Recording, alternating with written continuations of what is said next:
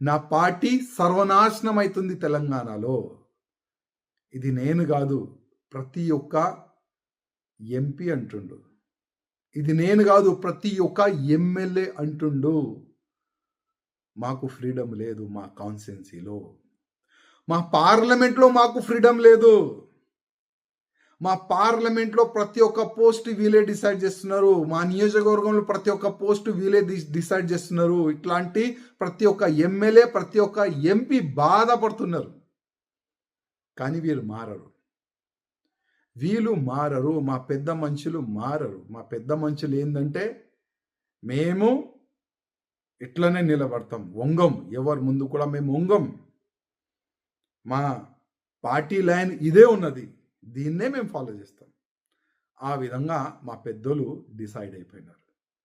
కనీసం ఆ కాంగ్రెస్ వాళ్ళని చూసి నేర్చుకోండి. అది కాంగ్రెస్ సీట్ కాదు, అది బీఆర్ఎస్ సీట్, తెలుసు కదా. మాగంటి గోపీనాథ్ గారు గెలిచిన సీట్ అది. కానీ కాంగ్రెస్ గెలిచింది. ఎట్లా గెలిచింది? కుట్రలు చేసినారు, బూత్ క్యాప్చరింగ్ చేసినారు, ఇంటింటికి డబ్బులు పంచినారు. గెలుపు టార్గెట్ పెట్టుకున్నారు, వాళ్ళు గెలిచినారు. కానీ మనోళ్ళు గెలిచే టార్గెటే లేదు. ఎన్ని ఓట్లతో నీ ఓడిపోవాలి, అదే టార్గెట్తో మా వాళ్ళు ముందుకెళ్ళినారు. మా కేంద్ర మంత్రి కిషన్ రెడ్డి గారు పార్లమెంట్లో ఉన్నా అది నియోజకవర్గం, ఈజీగా గెలవచ్చు. అది ఎలక్షన్ డిక్లేర్ అయిన తర్వాత, అంటే గోపీనాథ్ గారు చనిపోయిన తర్వాత ఆల్రెడీ తెలుసు కదా బై ఎలక్షన్ వస్తుందని. ఏం చేసినారండి?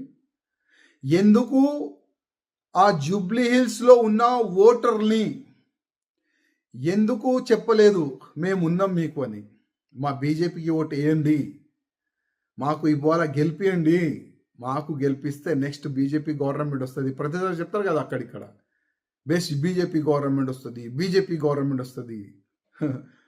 నాకైతే ఇంకా 50 సంవత్సరాలు అయితే కనబడతాయి బీజేపీ గవర్నమెంట్ వస్తుందని. ఈ విధంగా వెళ్తే ముందు, ఈ ముండితనంతో ముందుకెళ్తే బీజేపీ గవర్నమెంట్ ఇంకా 50 సంవత్సరాలు కూడా కష్టమే, చాలా కష్టం.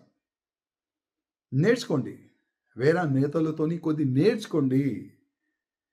ఏ విధంగా గెలవాలి, ఏ విధంగా ఓటర్ని మన వైపు మళ్ళాలే నేర్చుకోండి. నేను ఏదైనా తప్పు చేస్తే, ఏదైనా తప్పు చెప్తే కూడా నన్ను క్షమించండి.